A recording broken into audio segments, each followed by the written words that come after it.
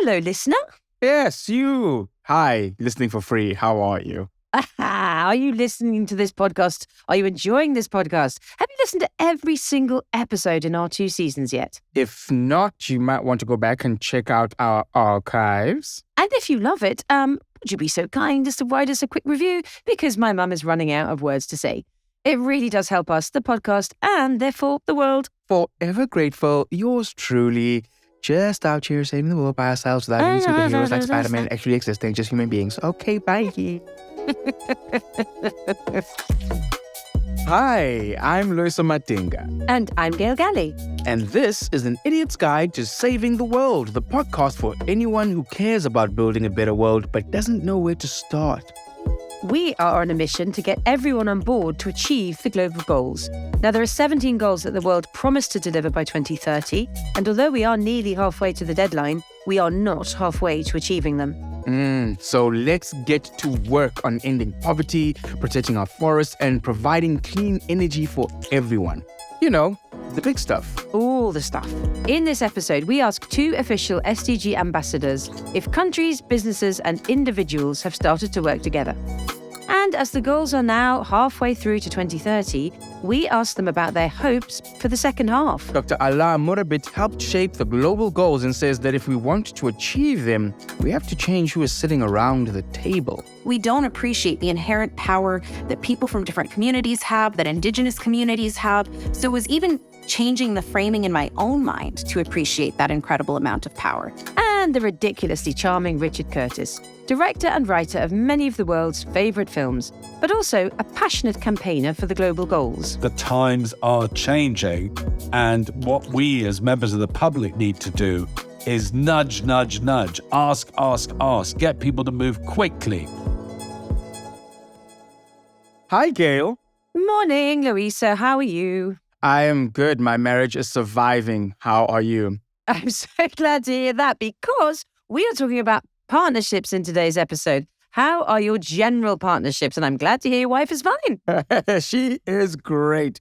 We are great. Our partnership is fantastic. I think I've been through enough partners in the past that have taught me how to actually survive these things long term. And I'm talking all kinds of partners because we take that word for granted. We only think of dating, but it's like you're constantly doing things with other people, aren't you? Yeah, well, yeah. Totally. What's the worst you've ever had? The worst I've ever had. It was this guy I worked with who was just the epitome of negativity, just like from dusk till dawn negative. He would open the door with an Loyiso, traffic, like literally, like that was my morning sound effect. It was door open, And that was my life for an entire year. How do you make adverts with that, like in that atmosphere? Because surely adverts are all about the art of the possible and it's being sort of positive about things. How do you get, to sell anything? I think I had actually brainstormed a lot of stuff by myself and I would just give him the ideas I've already worked on. No, okay. Rather than work through ideas. Just ignore the Which is harder because you're on your own now. You know, you don't have a partner at that point. But that's what I would do. And it's like I've learned so much from the improv people who are like, and yes, people. That's what you really need.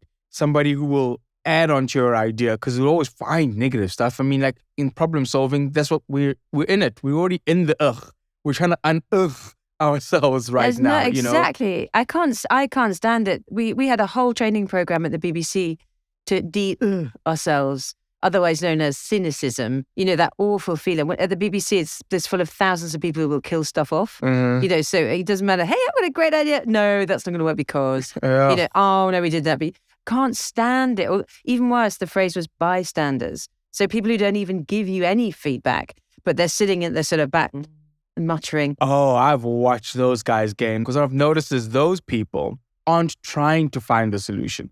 Those people are trying to talk enough to sound like they're part of what's happening. But what they want to do is do nothing. Because if you actually look at the breadcrumb trail of what they've done in the past, what they've actually done is nothing. Yeah, much easier to bystand and just talk everything down. But what have you actually achieved.com? Nothing. It doesn't get you anywhere. And one of the things that makes me so thrilled about the work I get to do in Project Everyone with one of our guests today, Richard Curtis, is the crazy optimism that the man generates and the sort of can-do attitude. because that is what these goals need. These goals are not going to achieve themselves. The partnership goal is a sort of soft one in a way at the end, because it's about a how rather than a state of achievement. But that how is so important, because we're not going to be able to take the risks. We're not going to be able to trust, and we're not going to be able to, really forge new partnerships and innovations if we don't learn how to be really great partners. So I'm really happy that we have gotten here, and this is the last one we're going to talk about, because it's not natural, but we have two great people, I think, to talk to about this topic. Really also had a great time having a conversation with Alaa Murabit, who is honestly just the most qualified person. Anyway, I'm excited. Let's just say I'm flipping excited. I want to start this episode. Let us get into partnerships, shall we? Let's get into it. Let's introduce her correctly. Dr. Alaa Murabit is currently the Director of Global Programs, Advocacy and Communications at the Gates Foundation, no less. She is a global expert in health, in sustainable development, in inclusive security, and girls' education. In fact, she is just all around ridiculously qualified and lovely. Let's hear what she has to say. So, Alaa Murabit, welcome to the podcast, An Idiot's Guide to Saving the World. We could not be more delighted to have you, because you are no idiot. I like the sentence, you are no idiot. That's a good starting point, I think, for sure. Well, honestly, I was just going through your bio and everything, and I was like, this person has done so much. This is obviously a 50, 60-year-old woman who has achieved quite a bit and refuses to remove her photos from 20 years ago off the internet, which is fine. There were no filters. A woman's prerogative. What was it that got you started way back in the beginning, that kicked your spark, as it were?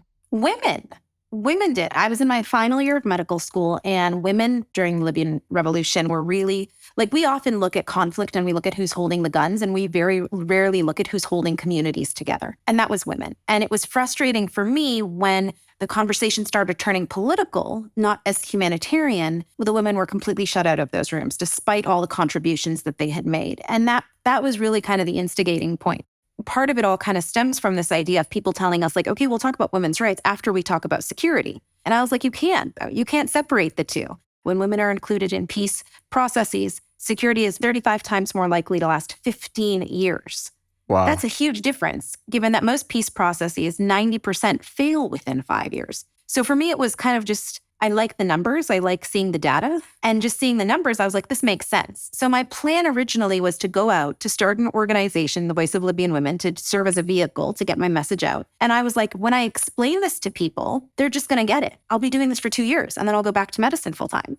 As you know, turns out people, even if they get why women should be in leadership positions and be included, are not always so open to ensuring that happen. But 2 years has now turned into 13. But that was really what launched it. Was I would not be where I am if it were not for powerful, intelligent women. I would love to hear your expansion on that word, powerful, because you're kind of speaking about people who are disenfranchised. When the conversation comes up, part of your brain goes, yeah, let the powerful people do something, but you see them as powerful. And I'd love for you to speak to what are those powers that we kind of overlook a lot of the time? 100%. First, I will say, I think there's different spheres of power, right? And so I'll rewind it to when I was 21. Somebody who I really trust told me very frankly, and this was actually in New York, I was walking to a meeting and I was frustrated. I had been in a few meetings where I didn't feel like people were understanding my perspective. They weren't hearing me. I was there to, be there. And he said, you should know, regardless of how educated you are, regardless of what you've done, a lot of people will see what superficially walks in. They're going to see someone who's young, who is a woman, who is Muslim, and who is from the Middle East. That is what they're going to see. And then I started digging into, okay, but what kind of access does that give me? What kind of community does that give me? What kind of credibility does that give me? What kind of experiences has that given me? Because there's power there. We have so often defined power in the way we've been told to define it, in the way it's been socialized, in the way it's very frankly been colonized, that we don't appreciate the inherent power that people from different communities have, that Indigenous communities have. So it was even changing the framing in my own mind to appreciate that incredible amount of power. And then there were other pieces to it too.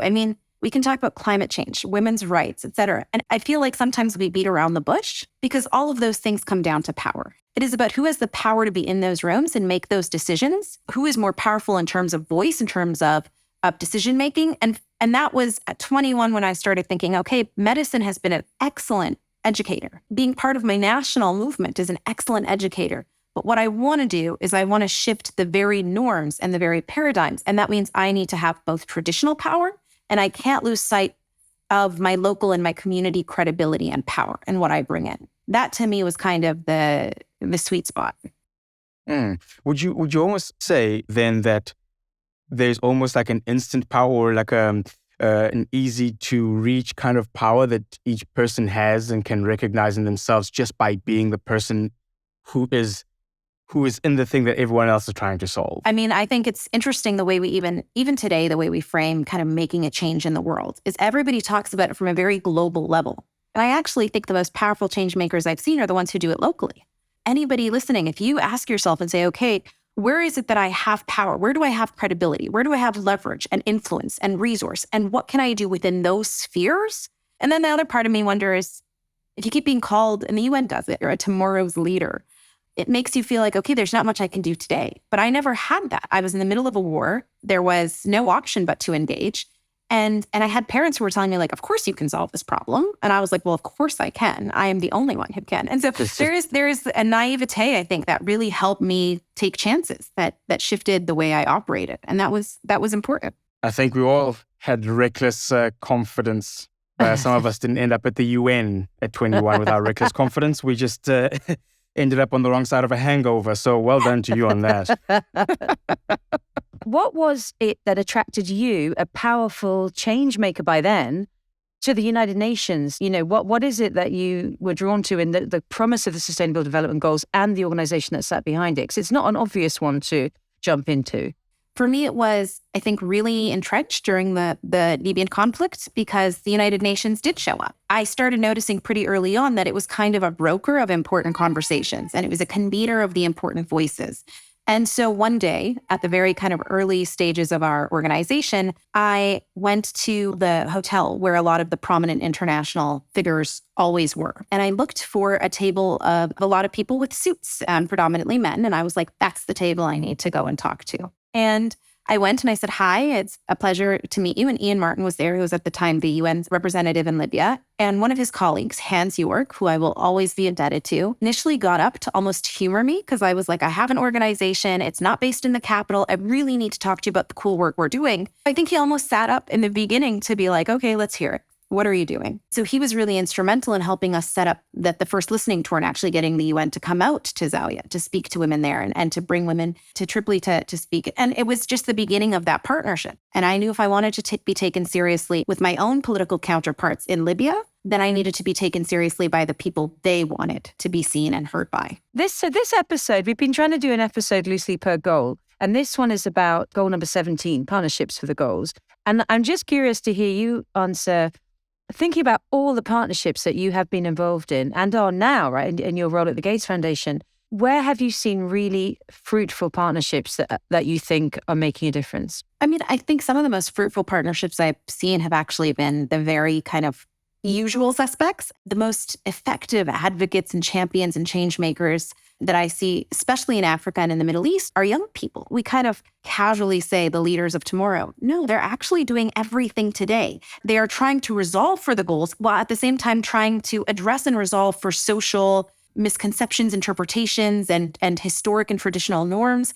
And they're coming up against a rising tide of divisiveness, political challenge, religious actor influence, and yet they're still showing up every single day. Those are some of the usual suspects. I think those we need to invest more in. And then the more unlikely but exciting, I mean, we're seeing political figures who normally have not worked together very strongly in the past say, okay, we're actually going to work together. We're going to try to resolve some of these challenges. In Africa, where you have a lot of kind of historical conflicts, you have individuals who in the past have never wanted to sit at the same table say, wait, we're all in this together. Climate change is going to impact all of us. Pandemics are going to impact all of us, where you see a lot of movement there.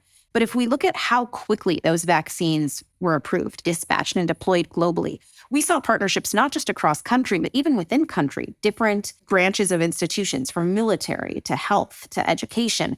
Increasingly at the Gates Foundation, one thing we're seeing is more and more of our private sector partners saying, okay, how can we actually meet the needs of communities in a way that is sustainable, in a way that is committed in the long term? How can we provide vaccines? I mean, Gavi is an excellent example, the Vaccine Alliance, where you have so many different countries, private sector partners coming together to deliver the biggest kind of set of immunizations for kids around the world. That is, I think, some of the unlikely coalitions and partnerships that have only ramped up in the past couple of years. I wonder whether the pandemic period was so dramatic and so unheard of that it kind of left the conditions for much more radical partnership than had ever been known. You know, as you say, between countries, between private sector, between competitors, you know, suddenly everyone was like rolling up their sleeves going, shit, this is bad. It's like it is bad for everyone.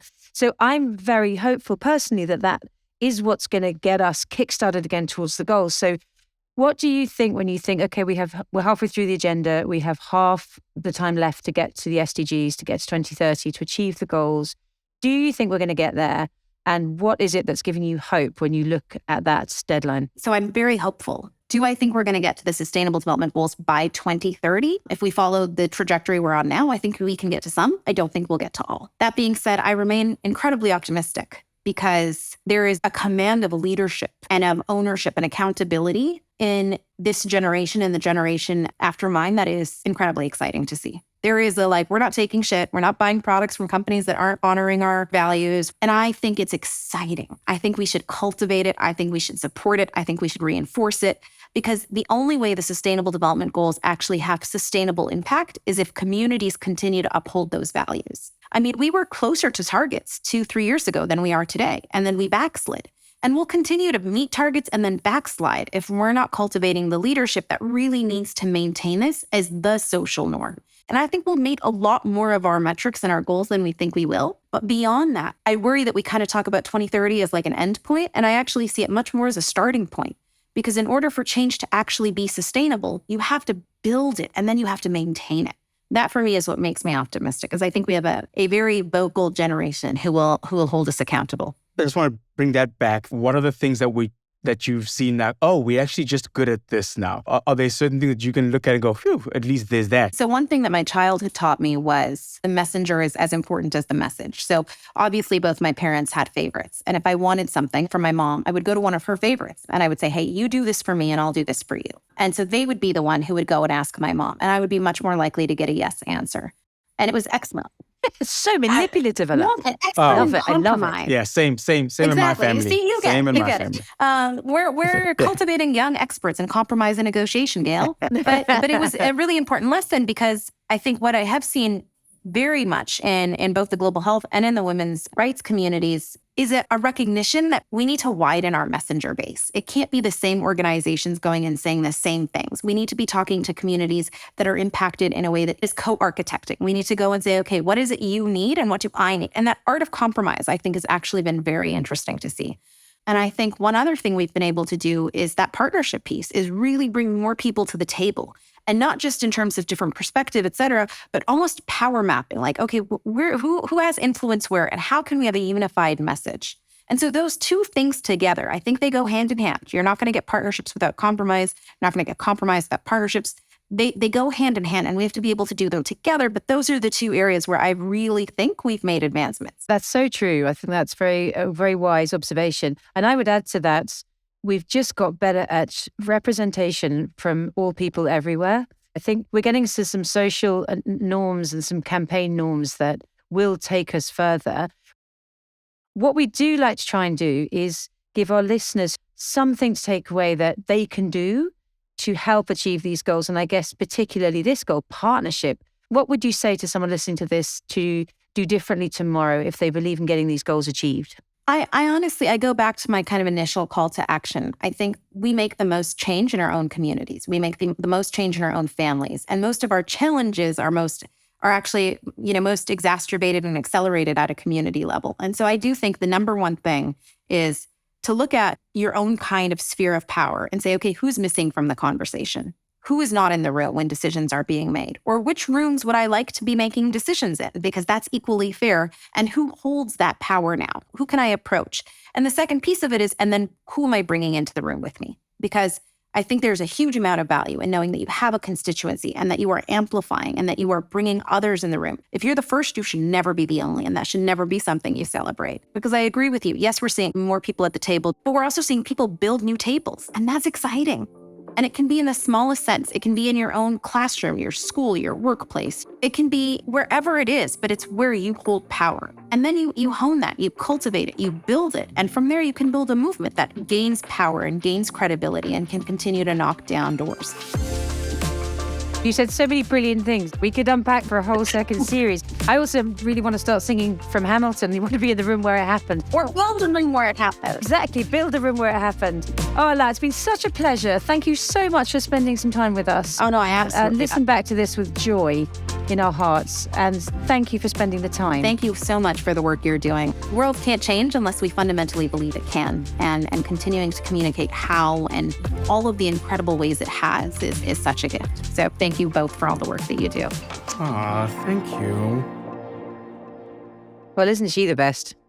Yeah, that was a really great conversation. It reminds you that you are the power. I mean, like she speaks directly to like that naysayer attitude of like, the people who are in the problem are probably the ones who will solve it. Don't throw your power to other people. You are the power. I also love her focus on togetherness and her saying that thing about if you're the only one of your sort in a room, you should not be the last. Like, make sure you also bring other people in. Like, don't celebrate being, I'm the only woman at the table. It's like, no, bring some more in. I thought that's such a clever idea. Dropped multiple microphones in this conversation. She just brought a whole bag of sound equipment to drop onto the floor. Smash it on the floor. Just smash it onto the floor, sentence after sentence. And also, she mentions that 2030 is just the starting point of forever. It's who we are going to be from that point. We don't, drop tools at that point and go, all right, dust it off. Let's make up another 17 goals. It's like, no, we need to now practice those 17 goals. And that's who we are from that point. So we become partners who are more than just countries, more than just peoples. We're just people of this earth, partners of this earth, trying to keep us going forward. That's a really nice way of putting it. I think that kind of optimism of we'll get to a world where this stuff is just normal is, I think, what has infused the Goals campaign from the beginning. And it really is down to our next guest, Richard Curtis. He has an optimism and a belief in partnership, a belief in people, really, that is so compelling and I think has infused every piece of communications that has come out around the Goals. And it's kind of why it's working. I think, like Alaa said it as well, you can't get to a better world until you believe it's possible. And I think what Richard saw his job as is to create that imaginative map that shows you it is possible. So let's get involved to achieve it. If anyone's going to know what it takes to make anything come to fruition, it's going to be someone who's directed a movie. Those things are a mammoth task to put together. It does take an entire team, a squad of people to make something actually happen.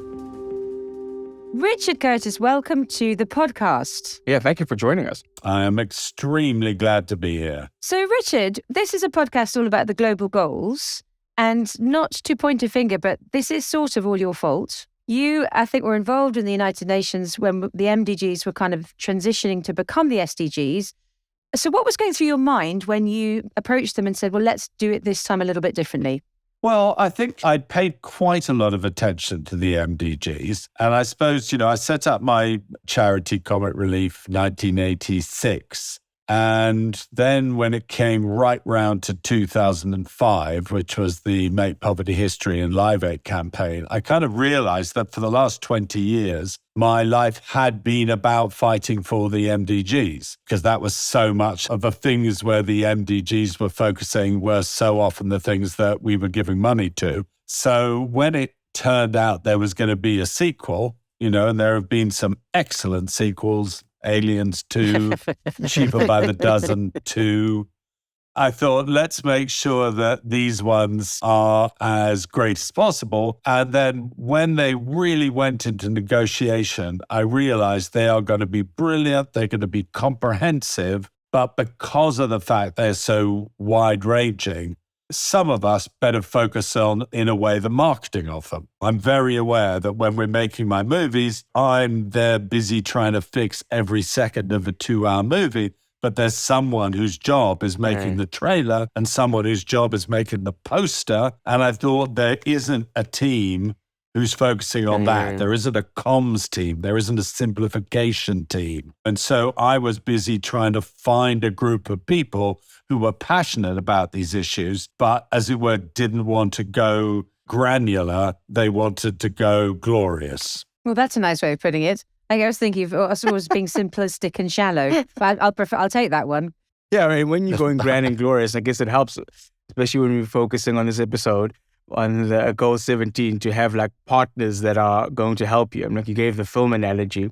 Was that your thinking in the time? I need partners, or was it just a realization of the immensity of the ask? Well, that's the hilarity of our name. We were called Project Everyone. Our first year, our motto, very nearly the name of the organization, was Tell Everyone. So we actually literally spoke to everyone. So we found this brilliant designer called Jakob Trollback, and he was the one who came up with the graphics for the goals and the simplified names. But then once we had that, we worked with the BBC and with NBC, and then tried to get on TV stations everywhere. We did something called Radio Everyone, which was trying to get radios everywhere. We brought on board the mobile phone companies, and we tried to get, I think we got a text out to, 3 billion or 8 billion people. I mean, literally the job was just kind of announce that these things are here, that they're coming, and that they're a brilliant plan. Do you think, Richard, somewhere between that enormous excitability and the frustration of working with a machine like the UN, has it played out so far the way you thought it would? Every single time I do anything in life, you think you're going to climb up the whole staircase, and then you get up some stairs and you realize retrospectively that that was an amazing achievement. So, with the regard to the goals, I wish that absolutely everyone knew about them and that all governments integrated the goals into all their policy. But what I think has been great is, one, they have proved to be very fine. In other words, they haven't sort of collapsed the really profound observation that justice, development, poverty, and climate all are completely interwoven, is becoming more and more profound, a revelation every single year.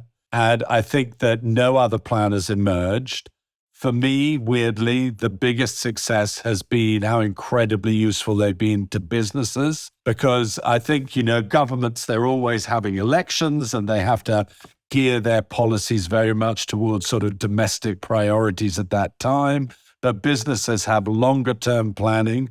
And we've found an enormous number of businesses who are kind of juxtaposing their behaviors at every level with regard to fairness, cost, climate, gender, all of those things, and actually using the goals. They grip children. In Japan, 90% of people know what the goals are.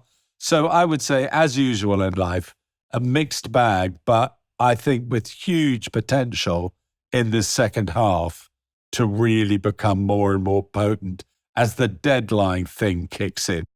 Circumstances have gone both, against the goals in a way with COVID and with the Ukraine cost of living crisis, very, very harsh. On the other hand, the Black Lives Matter movement, the rise of the climate movement, the absolute tragic proof of the pudding because of the really extreme weather experiences that we've had. I think that there are a lot of things which have proved the necessity for the goals, as well as slightly putting a brake on their being achieved. I've only been on this journey with you guys since you introduced me a few years ago and you asked me to jump on and host an event with you. But what I've learned just in this podcast is what you mentioned already, which is like the idea of like how integrated all the goals are, but more importantly, how integrated the people in the goals are, and people that you might not immediately assume are part of the solution, or at least people who will be driving it. For instance, this season, the idea of introducing indigenous knowledge and indigenous people in different areas, it seems like a duh now, but like having had the conversations even deeper and seeing where it goes, that's been really interesting for me just on this short journey. I mean, like you must have seen what kind of partnerships have really, surprised you so far? By the way, that's a great phrase. Did you say that seems like a duh? Yes. Yeah, I love that phrase. I never knew it was a noun. It is now. No, look, I think that almost one of my biggest sort of shocks in the goals, I mean, I knew it, but I remember when President Obama was speaking about the goals at the UN in 2015, he said, my first thing is that we've got to make these things true in the USA as well as true abroad. The SDG said, you've got to fix everything, everywhere, all at once. And I think that, you're talking about indigenous experience. I mean, it's meant to work there at that incredibly local level. And what the goals are meant to do is to give people who are fighting local arguments this sort of huge power on their shoulders. So when you go and see your government and say, we would like this to happen in our community, it's crucial, you can also say, and the goals that you signed up to promise that. It's not like us quirkily and selfishly asking for something idiosyncratic that only has to do with us. This is a universal promise. So I think that they're really important locally. You've got sustainable cities. So that means that every city actually has an oath that it's made and a responsibility. So, that covers huge amounts of the world, enormous amounts, asking for equality, asking for justice, particularly, climate justice, where it's so often the poorest countries and island states that are the ones that are in the most trouble. So I think that's what's so great about them being comprehensive. It's hard. It's really complicated getting everything right all at once, as you say. My husband used to call us Project all the time. And now he just doesn't bother saying. He's not even funny anymore. Yeah. But one of the more complex relationships, I'd say, in this whole piece that we don't often talk about is the UN itself. And I think to most people, the UN is probably quite mysterious. What's been your experience of them as a partner? What do you love about working with them? I mean, I know that there always will be problems, mistakes, failings, but I've found that most people instinctively believe that the UN is a necessary and increasingly necessary sort of political and global force. It is something that you can trust to take the widest possible perspective. So I've been very glad that, in terms of saying, will you do me a favor? Will you do this bit of work? As a convener, I think the UN are incredibly useful. I think that they have got better and better during the course of the last 7 years at realizing that outward presentation matters as much as inward decision-making. So I think they're a great convener, a great organization, necessarily a hugely complex organization.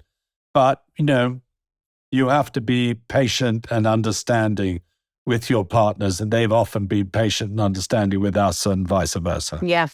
And on the other side of the spectrum, I mean, there's the UN on the one side. How do you then sell the idea of being involved to your business side and the financial world? I mean, besides it being the very easy, we look good doing it, or we get a tax break. Yeah, I mean, Loyiso, this is so interesting. When we did Live 8 in 2005, we couldn't engage businesses at all. They did not think it was their business. They thought we were dangerous card-carrying communists. And there's been an absolute sea change in business and businesses' attitudes. And it's incredibly obvious things like there are not endless resources in the world. If you don't create new markets, if you allow countries to become rogue states or poor states, then they will never thrive and they'll never become markets themselves. People have seen that there is a consumer revolution, where people are thinking, I more and more would like to be involved in things where I actually trust the morals of the company and the behavior of the companies. There's been a employees revolution where people are thinking to themselves, I want to work for a company where actually I believe the company's doing good. There's been a massive lift in the trust of the general public towards businesses. So I think there's been a radical alteration of who has the power. And I think people think businesses have the power. And I think the businesses realize they have the power. Can I ask you also to answer for us a bit about finance? Because I know you've been working quite a lot in finance recently with your Make My Money Matter campaign. And I think currently with this idea of getting a massive campaign going to finance the global goals, I don't think people understand, myself included really, the role that big banks could play, development banks, national budgets. Who does pay for the SDGs, as it were? And what is it that needs to change if we're going to get to them and really achieve them in the next 7 years? Well, look, the goals are paid for by almost everything in life. They're paid for out of city budgets. They're paid for out of government budgets. If you want to have clean water, if you want to have clean air, they are part of public policy. But there is a big new question, which is, can the multilateral development banks, these huge institutions, the most famous of which is the World Bank, which is actually our money that's invested into this huge pot that's meant to be making the world safe and meant to be making the world better. And I think the general feeling is that they have been a little bit out of date and a little bit cautious. I mean, what I'm saying is that the World Bank, has been saving our money for a rainy day. It's raining. And there's a great big, what they call the Bridgetown agenda. And I heard this wonderful woman called Mia Motley talking about it. And she said, if a wealthy country wants to borrow money, then they are lent money, for a long period of time at 4%. And if a poor country wants to borrow money, who will definitely need that money more and more urgently and more reliably, they are lent money for 3 years at 14%. So, as it were, these systems were created in order to, as it were, protect wealth. And now we need them to use wealth, to actually take this money and use it to create much more robust economies and a much more resilient global financing structure. And that seems to be an exciting option. And it is, again, something where, as it were, the times are changing. And what we as members of the public need to do is nudge, nudge, nudge, ask, get people to move quickly, because we're in this urgent situation. And the goals are the perfect demonstration of that urgency, because we need to get them done, by 2030, and we're halfway through. But I know, as a Tottenham Hotspur supporter, halfway through the game is perfectly okay. You've still got a chance of winning, even if you've done very poorly in the first 45 minutes. Apparently, we've got listeners in 183 countries to this podcast, which is amazing. I just found out about Palau. We just found out we've got one in Palau. So we've got quite a good global spread. We don't know how old they are, but my guess is there's a good spread there too. So what would you advise anyone listening to this to do? Well, I would say, don't be blinded by, as it were, the power of the West. The G7 is really now less important than the G20. Your experience is incredibly valuable. I would say, this will be very random. I would say any organization you belong to, brand it with the goals. I genuinely would. I think every charity, I think Comic Relief, our charity, has done this now. You can take on board the UN, its power, all the companies, all the politicians who believe in the goals, and you can be their partner almost instantly. And, there will be failings, but ally yourself with this great big movement. Definitely, as it were, look at your buying power, your consumer power, your investment power, look at where your money is, look at, who you support, and look at who you work for. But also, I would say that the big learning is that I think that if you open the door to people being able to more easily do the right thing, it is astonishing how many people charge through. I'm a infamous optimist, but, I got a few comedians to say they would commit to doing a bit of fundraising, and we've raised $2 billion by doing that. Wow. So, be optimistic. Don't be thrown off course. I've had lots of reversals, lots of things that haven't worked. Every time. That's true of my movies too. Don't expect 100% hit rate. You are more involved in key issues than you think you are. This sense of powerlessness is a false impression. Well, that's a very nice way to end. That's very on brand. Thank you for that, Richard. Thank you so much for joining us. on An Idiot's Guide. It's been a real pleasure. So wait a second, who is the idiot? I mean, I'm halfway there. But I think it's obvious at this point. Not pointing fingers or anything. Oh no, so but Gail, that's you. Depends who the That's guest is. you. Yeah, it depends on the guest. It depends on the topic. we take great pride in sharing that load. The idiot's mantle.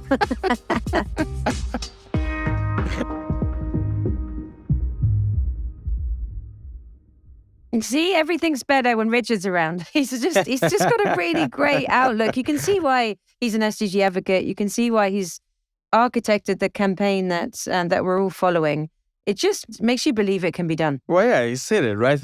Another mic drop moment over there, which was when you do the right thing, it's surprising how many people line up to follow. That was such a great line because it brings that onus back to you. Just like if you do something, people will be willing to join you. You know, it comes back to you and your power. If you're doing the right thing, those people will come along quite happily. You don't have to drag them into the goals. It's like a thing my dad used to say. He used to get so annoyed.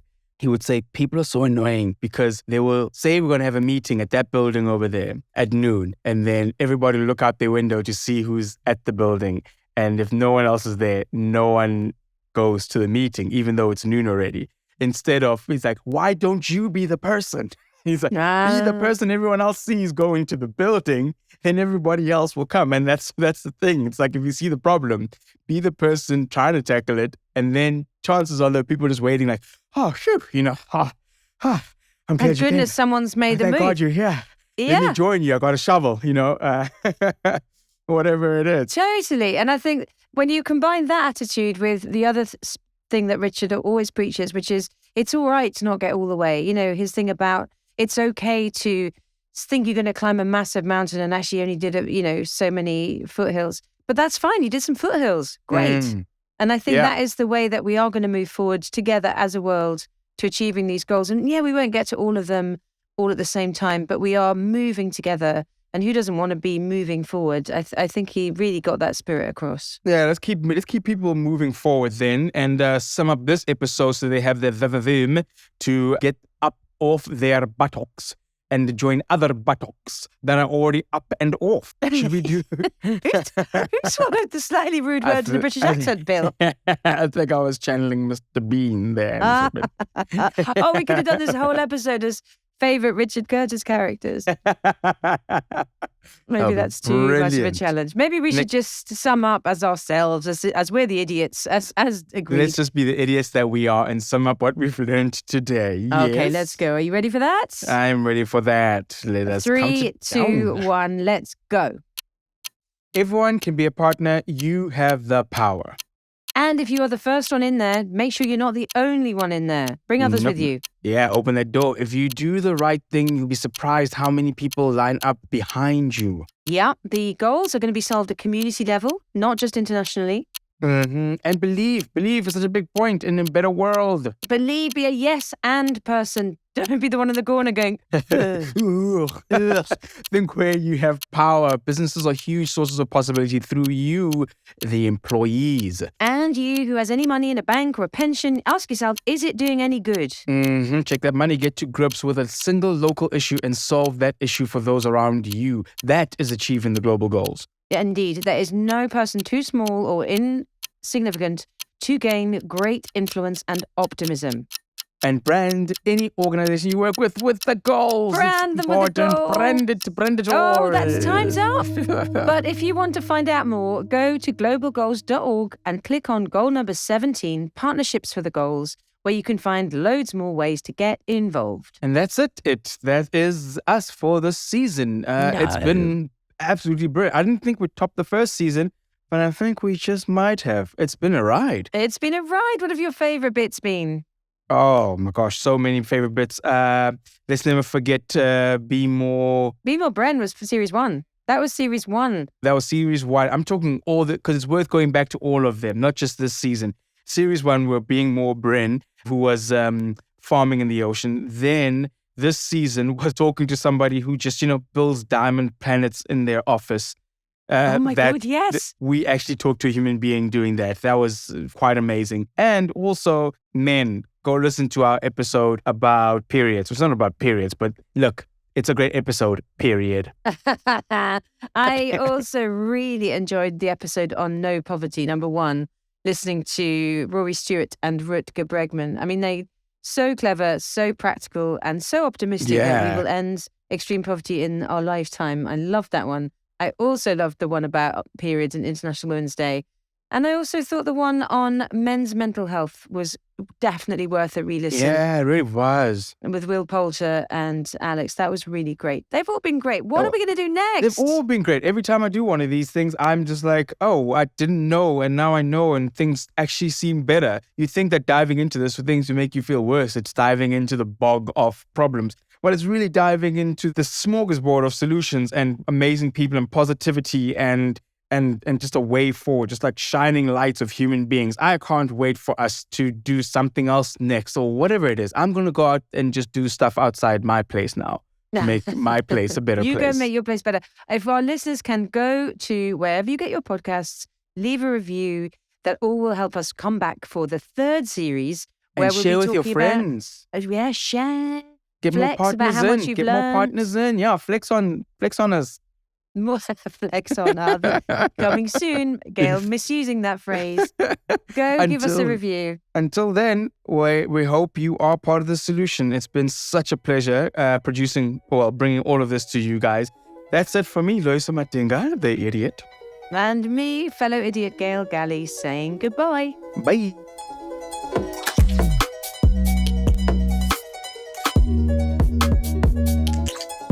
And that's it for this season of An Idiot's Guide to Saving the World. It was an Audi production made in collaboration with Project Everyone.